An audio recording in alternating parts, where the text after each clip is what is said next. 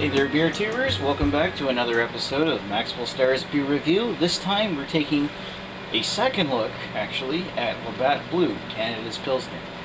I'd recorded this review before, about 2 months ago, but it contained a bit of an emotional outburst. And in retrospect, I'm kind of thinking maybe I should be taking a look at it again. Plus, it was getting a couple negative comments, and to be honest, those negative comments aren't the reason why I took down the review. I just felt a little embarrassed watching it afterwards because of that outburst. So, let's see if I can watch or go through this beer again without getting a major headache. So, yeah, it's Labatt Blue. Not really much I can say about it. Labatt Blue was produced in, I think, the first time in the 1950s. It originated when, I think, John Labatt went to one of the original founders or something. Oh, right. The grandson of the original founder of Labatt Company went over to the Czech Republic to study up on how to make Pilsner beers. Came back and produced one of the very first Pilsner beers available in Canada. Before that point, it was just simply called Labatt Pilsner, basically. However, I think in 1956, it became really popular when I was first introduced at a Blue Bombers game, and that was the year that they won. They went on to win the Grey Cup. So ever since then, it actually gained up the nickname Labatt Blue, named after the Winnipeg Blue Bombers. So, yeah, that's the reason why it's got that name. The reason why this is much maligned by craft brew aficionados and beer reviewers is because it's now today a macro brew, but it really doesn't resemble the style of Pilsner so much as, and I'm a big fan of Pilsners, to be honest, so it's a beer that calls itself Pilsner, but really not anymore. So, well, why don't we take a look at it and see what I think this time. I believe last time less than stellar review, I gave it a 1 just because it pissed me off. My craft dinner is almost done, so let's get on to pouring this here. Really not a whole lot to say. Pop that open so it doesn't beep.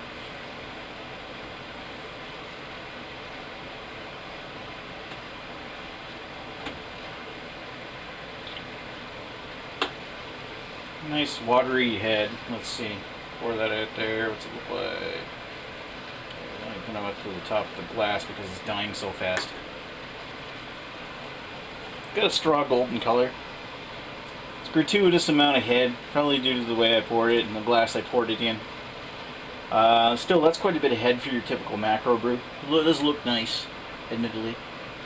The head consists of larger to medium-sized bowls, and as you can see, you can pretty much watch it die down.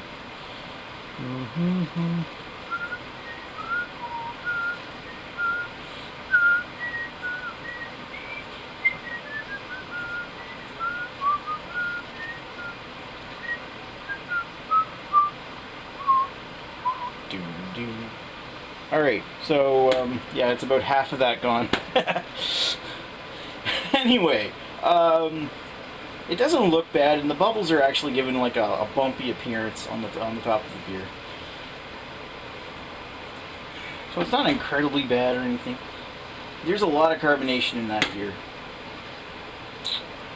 Let's give it a sniff.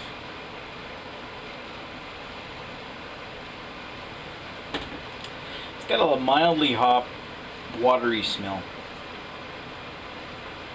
The hop content is tiny bit on the floral side, tiny bit on the musty side. And that might be due to like a smell of like soda water.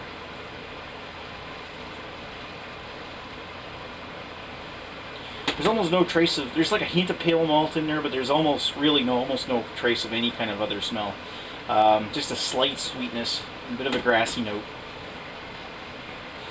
Yeah, it's really not a spectacular smell, it's just barely there, basically.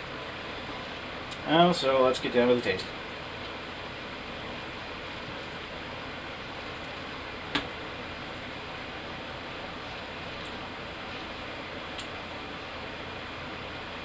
Pretty much tastes how it smells. It's got the hops It's not even bitter. It's that hop taste is so weak that it comes off tasting sweet.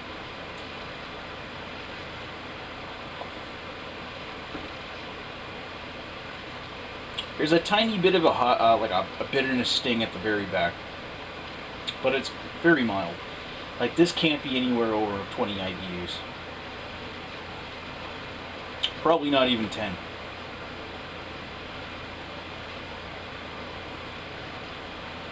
And it's got a mild toasted grain kind of taste. But the tastes aren't very pronounced at all. You basically just get that mildly hoppy sweetness.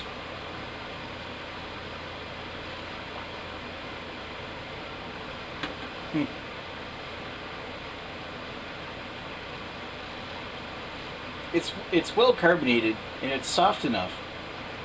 It's a bit watery.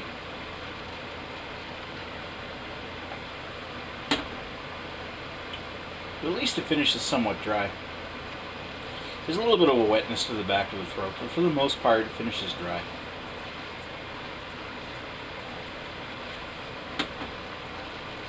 At the very least, at least there's no obvious tastes of adjuncts. There might be like a hint of maybe they used rice in this, but not quite. There's no corn. I actually kind of like that.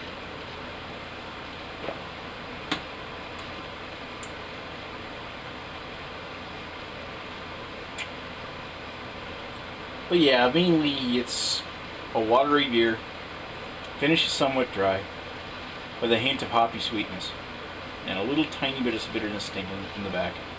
It's mainly a beer produced to be mass market acceptable, and taste moderately okay. So, I got some hot dogs ready here and some crap dinner to make, so I'm going to sit down with this and come up with some thoughts. I'll be right back.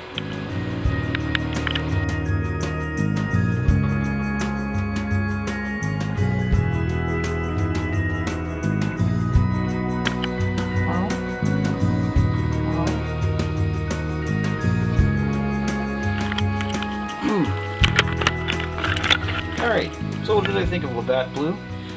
Well, as it warmed up, I found that it had more faint hints of corn, and it became slightly more ricey, indicating that they used a fair amount of adjuncts in this beer. Perhaps not as much as some Canadian brews, but at least they stick with a higher content of more traditional ingredients with this. It also gained more hints of, like, in the hop smell, of more green apple, and both the smell and the taste. But for the most part, it was just a mild, grassy sweetness to it. It's predominantly mild and sweet, mild sweetness, a touch of bitterness in the back.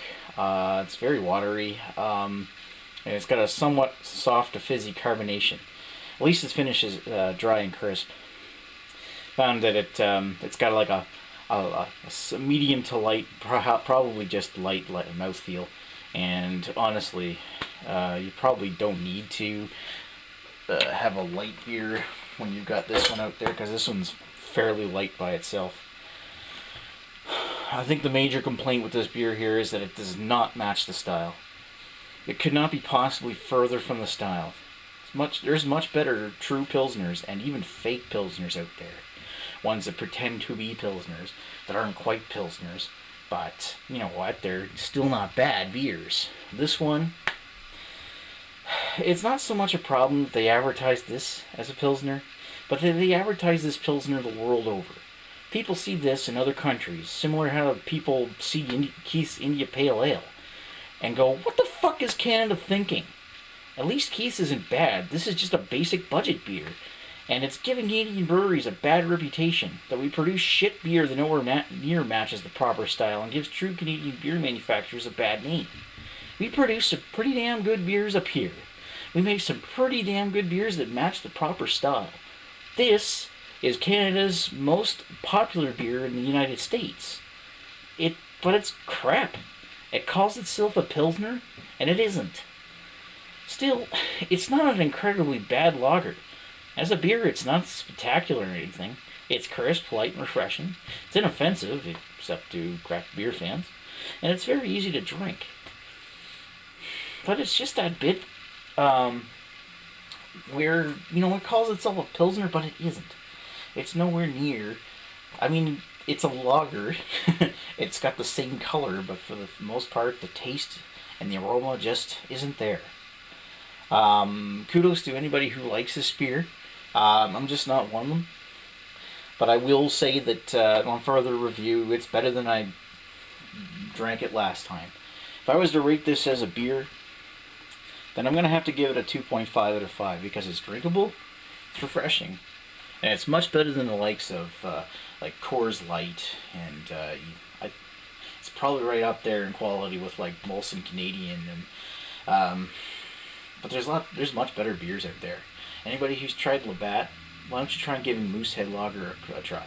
If you can find a can of Alpine, definitely give that a try because they're much better beers. This one is right down there with like Coors, to be honest. It's not like Corona or anything, but it's still. So, as a beer, I'm going to give it a 2.5 out of 5. But as a Pilsner, I'm giving this a bullshit out of 5. It's not a Pilsner. I'd be less offended if they just take that off the label right now. Maybe once long ago it tasted like a Pilsner, like Canada's answer to a Pilsner, but it's become just a mass market acceptable beer, and it's just a basic budget lager. So that's my thoughts. 2.5 out of 5. If you like this beer, all the power to you, but really drink something else. But I'm going to give this one a pass anyway. So thanks for watching Maxwell Starr's beer review. I hope I didn't piss too many of you off, but really, Pilsner, dude, Pilsner Urquell is a Pilsner. Even Rickard's Blonde makes a pretty decent Pilsner. This is not a Pilsner, but it's not an incredibly offensive beer. Like I said, except the craft beer fans. Anyway, so yeah, you watched it here on Maxwell Starr's beer reviews. Thank you for watching, and subscribe to my channel if you want to see more. But not many more of these beers, hopefully. So, talk to you later. Bye. To go again to your blue